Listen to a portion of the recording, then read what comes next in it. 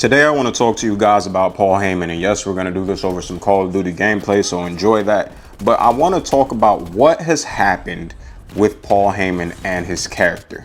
Has anybody else noticed that ever since Paul Heyman joined Seth Rollins in his new faction, that he has become a complete background character? He's a background character, let's be honest, bro.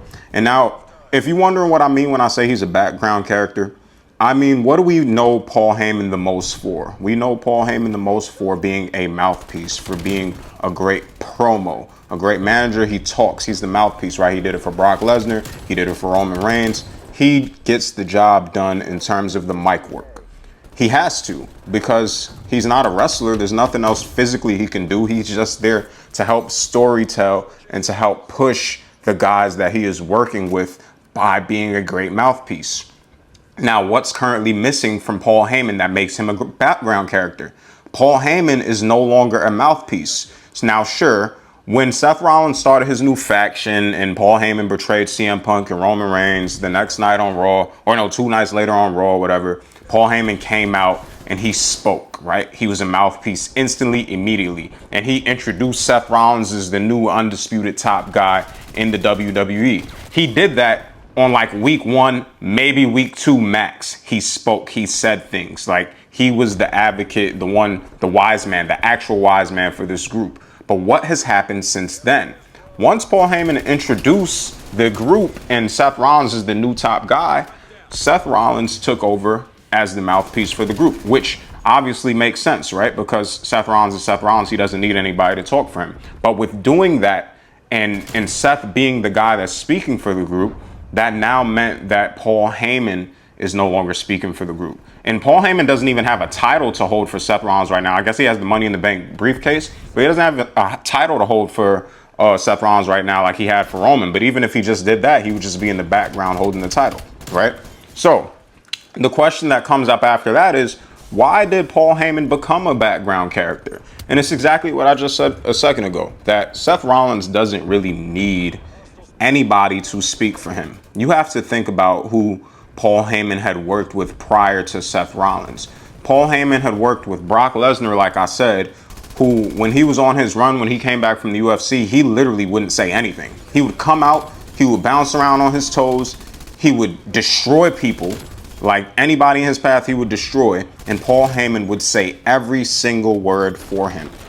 So Paul Heyman wasn't a background character. He was the literal mouthpiece for somebody that didn't say a single word. And then after that, Roman Reigns turns heel, right? And Paul Heyman aligns with Roman Reigns. Now, Roman Reigns speaks more than Brock Lesnar would speak, but a part of Roman Reigns' new tribal chief character was being silent, slow, methodical, and just being cool and having aura, right? And the cool guy doesn't speak all the time, you know? And Roman's not the best promo in the world or anything like that. So, of course, he needed Paul Heyman to help elevate him and push him to that next level. So what happened? Paul Heyman was Roman Reigns' mouthpiece, and he spoke a lot. And the only time that Roman Reigns spoke is when he decided he needed to, and then he would put his hand out for that microphone, and Paul Heyman would hand it to him. But there were some times, even in the ring, where Roman was telling Paul that, hey, I'm not going to speak today. It's all you. You know what I'm saying? But more likely than not, more times than not, if the bloodline was in the ring, if Roman Reigns was in the ring, Paul Heyman was the one talking,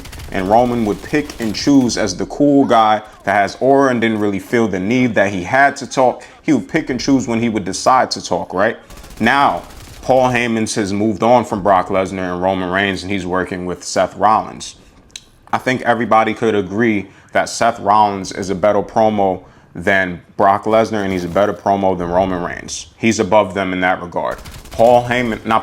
Seth Rollins does not need Paul Heyman to speak for him. He already has that developed. And Seth Rollins is not at a point in his career where he has a skill that he's already developed, that he doesn't need somebody to do the work for him, where he's just going to give that up and say, you know what, just because I'm working with you, I'm going to give you the microphone all the time. No. Seth Rollins like, look, I've been talking for myself before I was in the group with you. I'm going to keep talking for myself after I'm in the group with you. This is going to keep going on. I'm going to keep speaking because I'm not bad at it. I'm good at it. So I'm going to keep talking for myself. But what happens with that? Since Paul Heyman's now with a guy who doesn't need him to speak for him because he's already good at it, Paul Heyman's top #1 skill that makes him so very valuable to any group wrestler that he's like teaming up with or working with is now not being used. He's being underutilized. And if you underutilize Paul Heyman, and that's really the only thing that he can do for you, he becomes a background character. He is just there to be a part of the group, to see him walk with the group, but he's not doing anything. Tell me for real, when is the last time that you have actually seen Paul Heyman cut a real promo for this group? You see him talking backstage segment, sure, but have you seen Paul Heyman come out and be the mouthpiece for Seth Rollins' group much after the first week or two?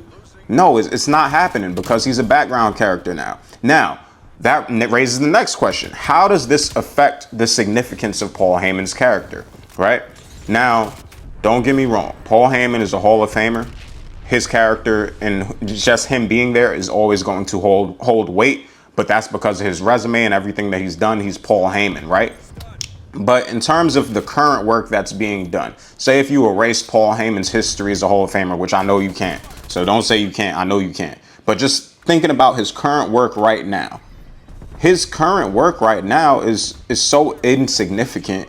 It's like you could do without it. Like he's literally just there to be there, and it makes the group seem watered down because all the pieces are not being used to their full potential. All the pieces are not clicking, right? And that's, I think, what a lot of the IWC has a problem with this new group. And I actually want to make a separate video about that as well, where honestly the IWC is bored with Seth Rollins' group. And I think the answer and reason for that being is that everybody that is in the group that has all this potential, Paul Heyman being a great promo and mic worker, Braun Breaker being a beast, Bronson Reed being a beast, everybody's light seems to be being dimmed, even though the group is meant to elevate everyone, but everybody is not using their best capabilities while in this group because they're taking a backseat to Seth Rollins as the leader, as the guy that's going to talk, as the guy that's going to decide what needs to get done. And now I'm going to talk about the Bronson Reed and Braun Breaker thing